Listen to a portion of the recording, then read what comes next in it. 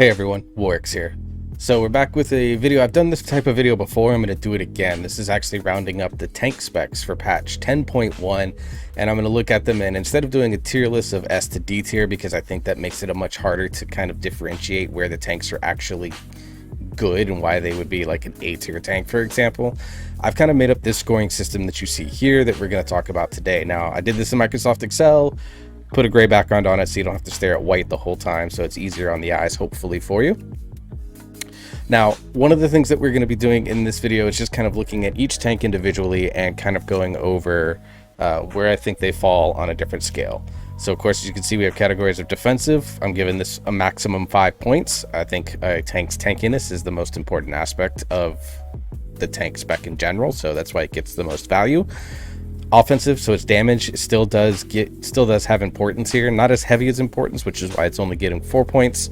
And it's not just going to be like a numbers tuning thing. It's going to be like, how does the kit interact with itself?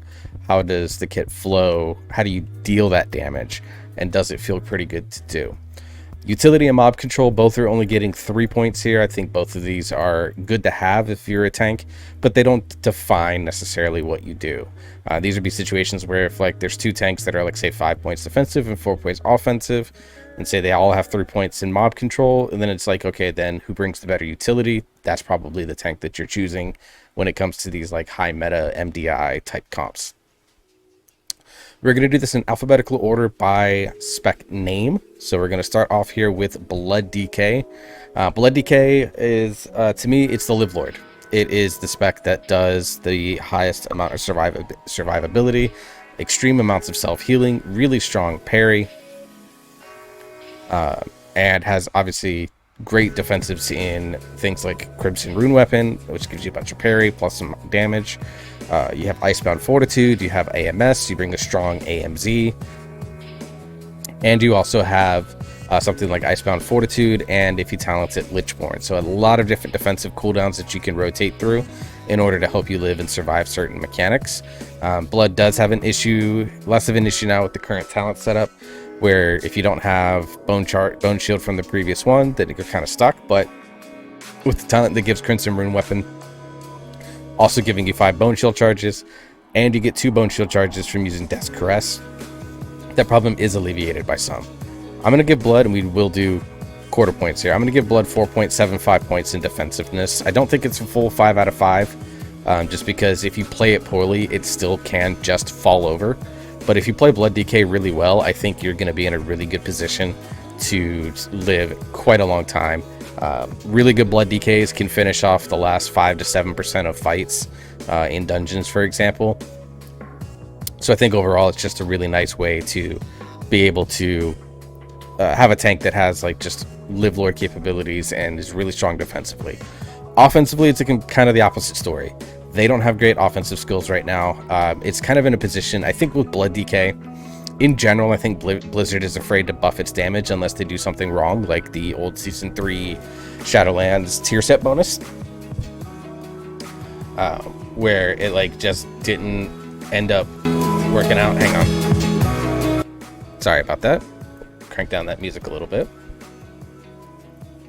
But it ended up not having like a place where unless it has broken mechanics and it just does shit tons of damage, if that's the case and it has the strong defensive capabilities that it does, it just breaks the tank balance in a way that is kind of difficult to pull back from.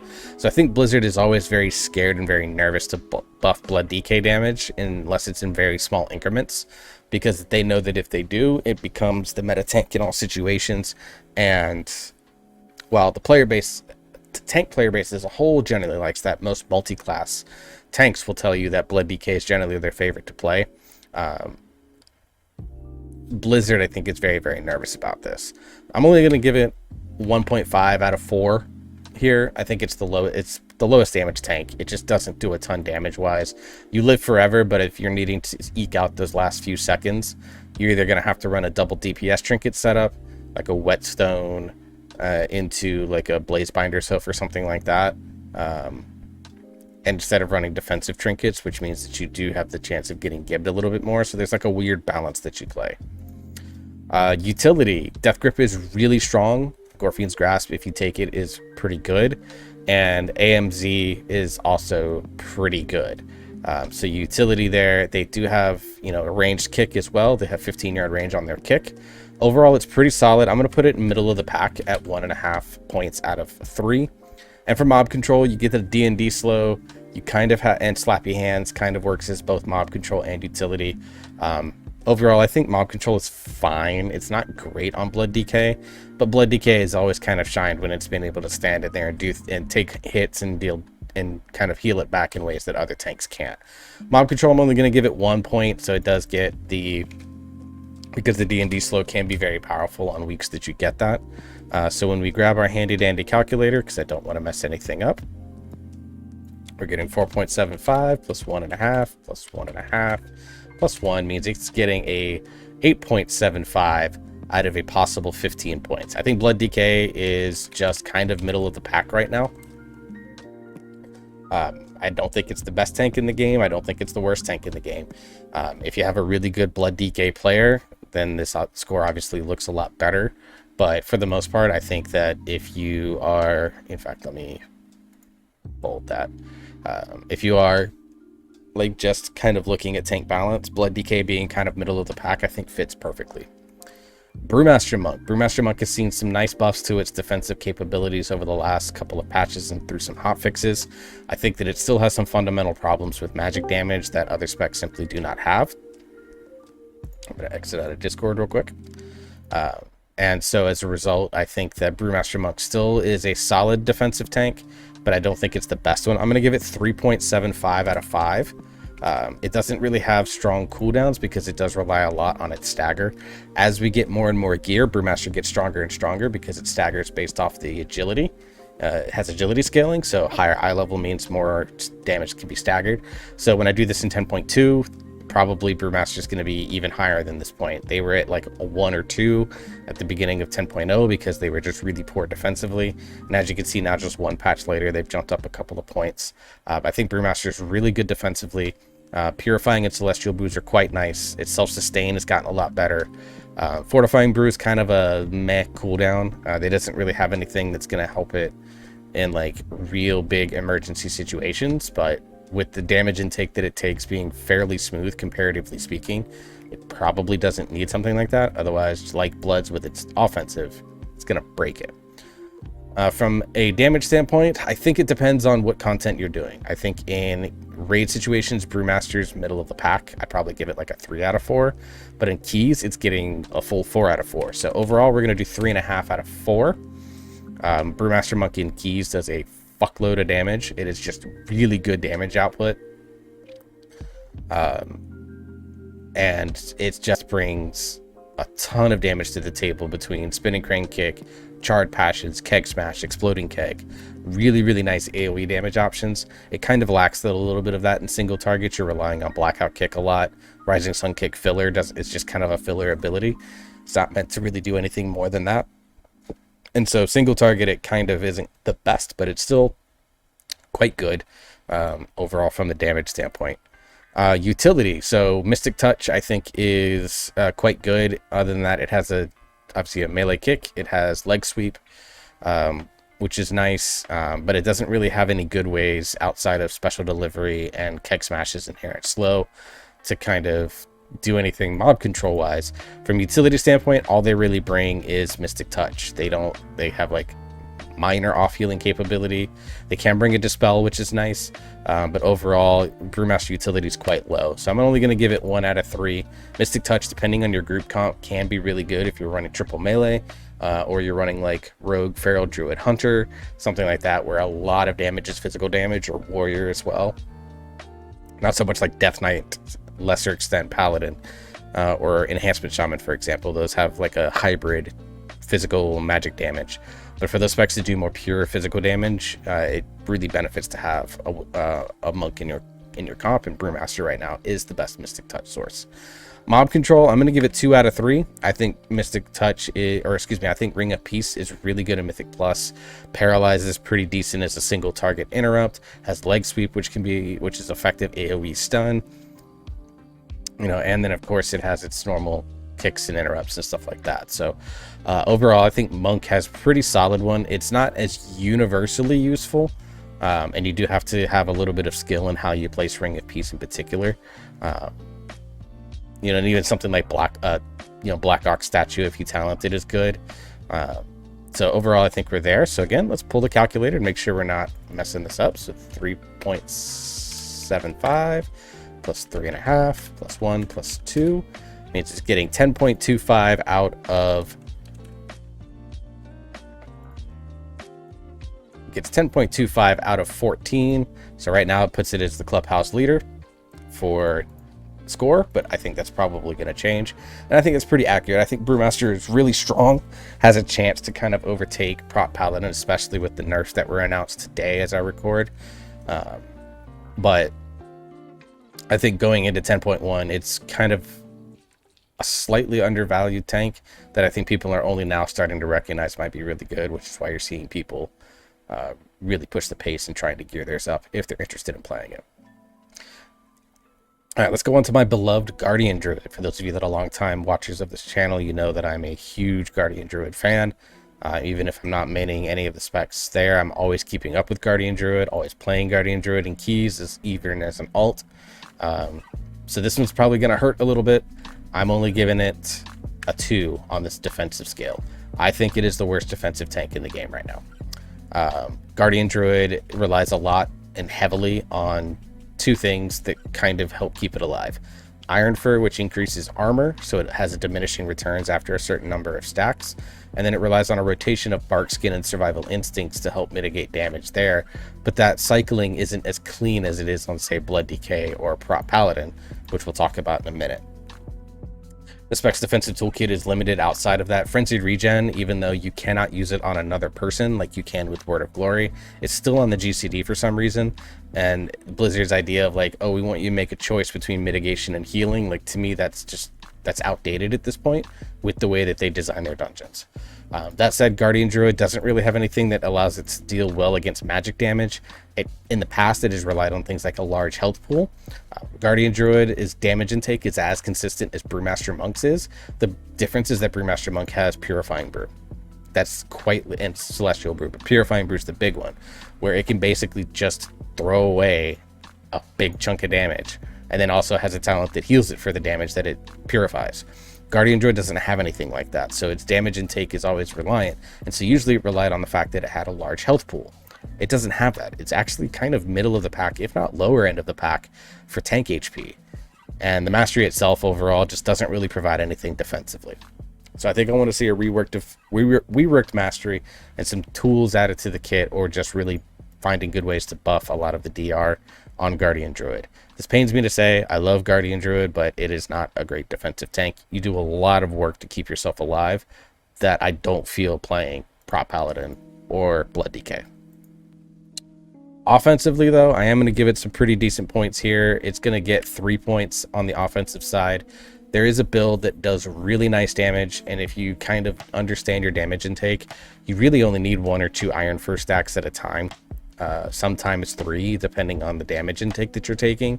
But for the most part, a solid rotation of Bark Skin, Survival Instincts, Rage of the Sleeper if you're playing that build, the Laser Bear build, along with all the Moonfire damage reductions, means you don't have to high stack Iron Fur, which means that you can then spend more of your Rage into something like Raze or Maul. Which means that it has good single target potential while using Maul, has really good AoE potential with Raze, which is basically AoE Maul. And then inside Incarn, you can deal a lot of damage because you have 50% reduction on Thrash and Mangle cooldowns, which means that you're using those abilities a lot more often, which means a lot more damage. So I think the overall damage kit is there. It's fine. It's very simple and easy to pick up and learn. I wish there was something that did a little bit more interaction with the kit, like Tiger Palm reducing your defensive on something, for example, like Tiger Palm and Keg Smash reducing your cooldown on your brews. Guardian doesn't have anything that interacts with the kit outside of Mangle does more damage when there's a Thrash on the target. So I'd like to see more interactivity built into its offensive kit, but admittedly, it does do pretty good damage if you play a very aggressive damage build. Utility, it brings Battle Res, it brings Mark of the Wild, which is really important in keys, a little less impactful in raid. And then it has Innervate in bear form now, which is really good in Raid, but not so good in Mythic Plus. Overall, I think Guardian Druid utility and Druid utility in general has always been pretty good. I'm going to give it a 2. It could be 2.5, depending on how much you weigh the fact that it's Innervate and Raid is really good. And then you have something like Nature's Vigil that's also pretty good utility for off-healing capabilities. And After the Wildfire also works well as an off-healing capability. You know what? Actually, we're just going to go 2.5. I think Druid utility is a little bit undervalued. It's very niche. It stands out more in Mythic Plus than it does in Raid, and there's nothing that it really brings to Raid outside of Innervate that is really required for Raid that other 3 Druid specs don't bring. I would love to see Heart of the Wild become like the Hunter Primal Rage and make that available to Bear and let them be the only tank with a heroism right now. I think that'd be really interesting niche for the spec that opens up a lot of comp possibilities as you get into these keys where you're trying to min-max every little bit that you can do.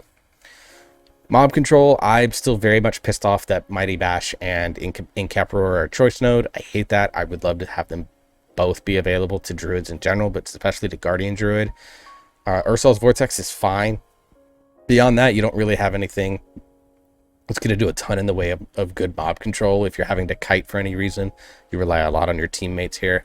I'm only going to give it a 1 out of 3 for mob control. I don't think it's got great control overall. So I'm going to go 8.5 on Guardian Druid. This is probably a little bit of bias speaking on me. I could argue that offensive is maybe down. I think utility, you know what, let's just do that. We're going to bring utility back down to 2, which makes this an 8-point total. Guardian Druid, I think, is, to me, it is the worst tank in the game right now, as much as it pains me to say that. It just needs a lot more attention than what it's getting right now. And unfortunately, I think the only thing that Blizzard's going to do is they're just going to buff things that don't matter at all.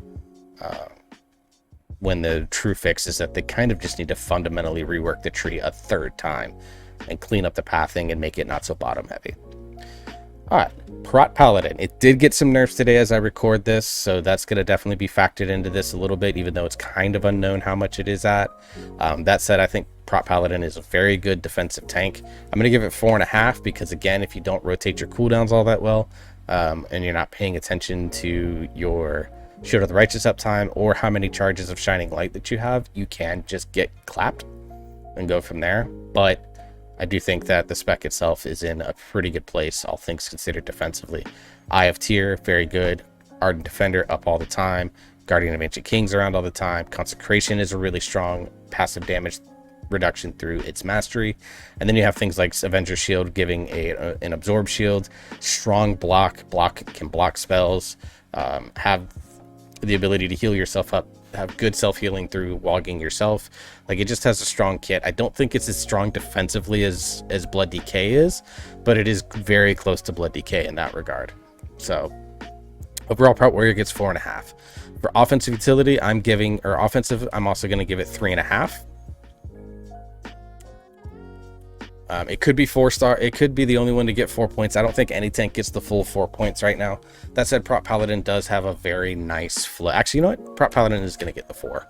I think Prot Paladin gets 4 stars because not only is its damage tuned pretty well right now, it also has a really nice flow in how you do that damage between Consecration, Blessed Hammer, Avenger Shield, Hammer of the Right, Judgment, and then, of course, Shield of the Righteous doing damage when you use it as well.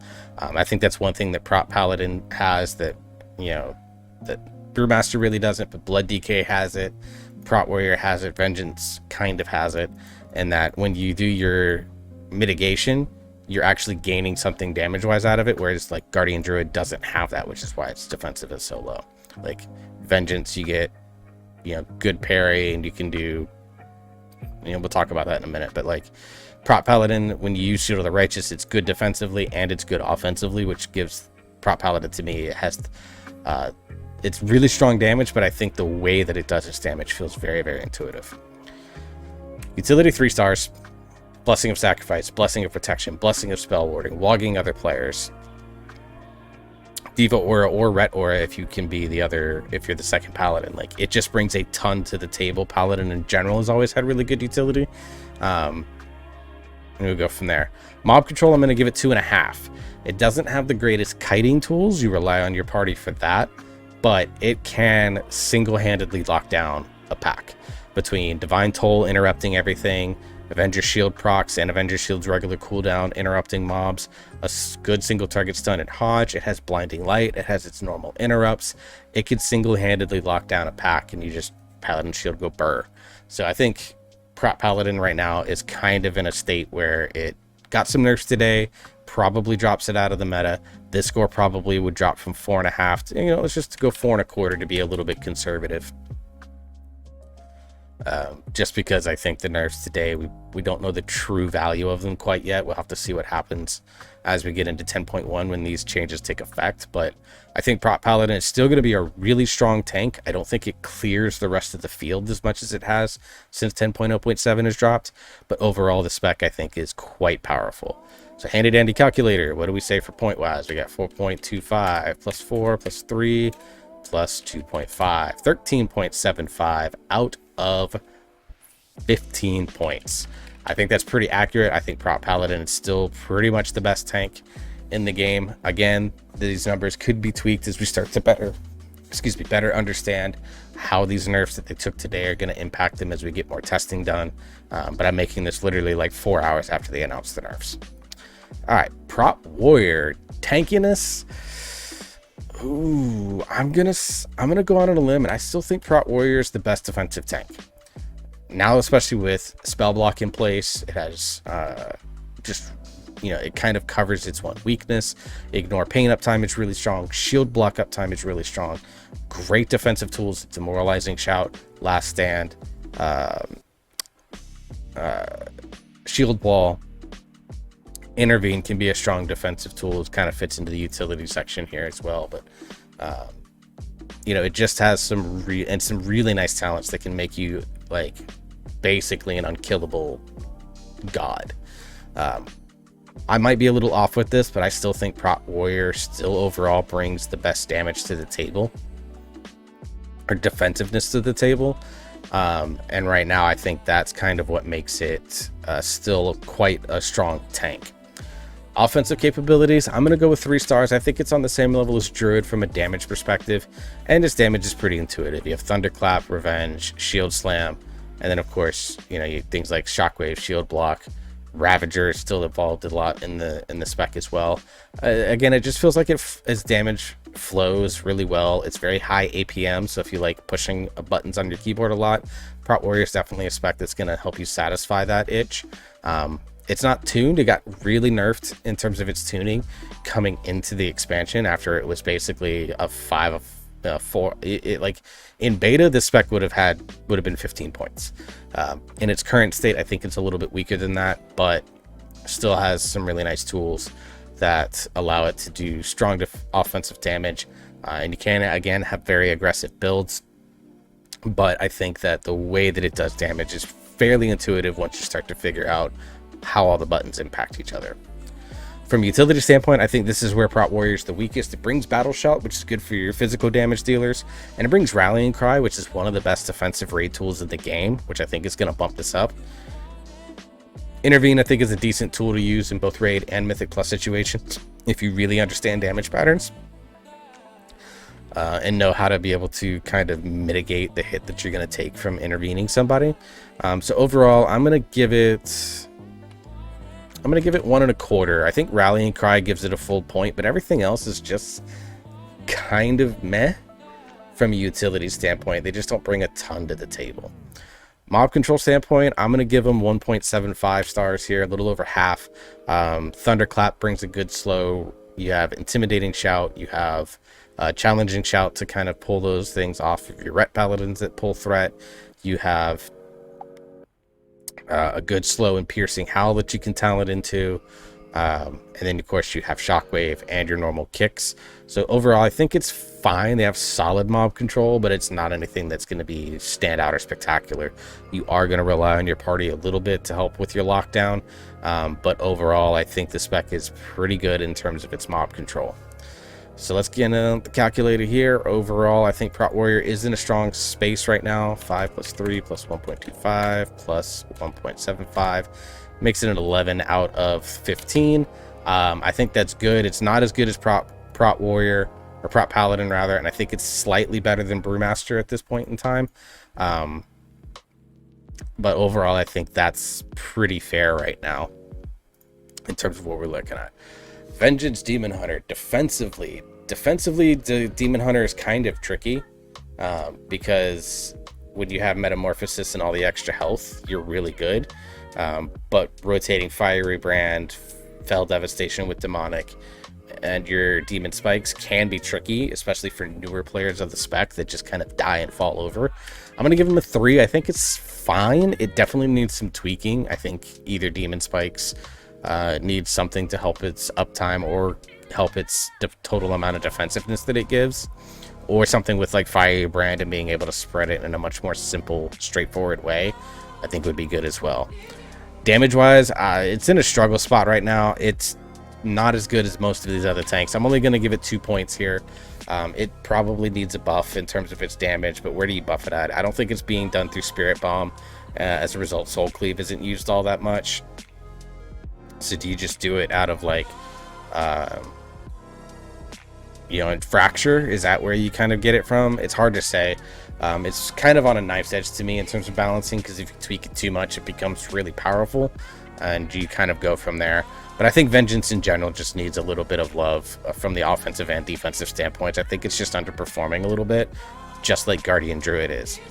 That said, I think they have really nice utility. Of course, Fiery, or the 5% magic buff, its name is slipping my brain at this point, especially in a raid tier where casters look really strong, making Vengeance Demon Hunters buff, magic debuff, I think a lot more viable and a lot more impactful.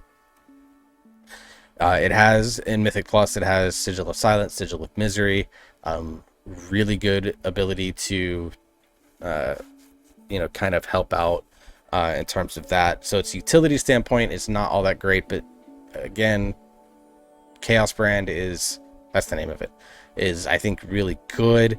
So utility, I'm going to give it 1.5. I think Chaos Brand is got a lot more value this patch than Mystic Touch does, just because I think casters are going to be more powerful this tier.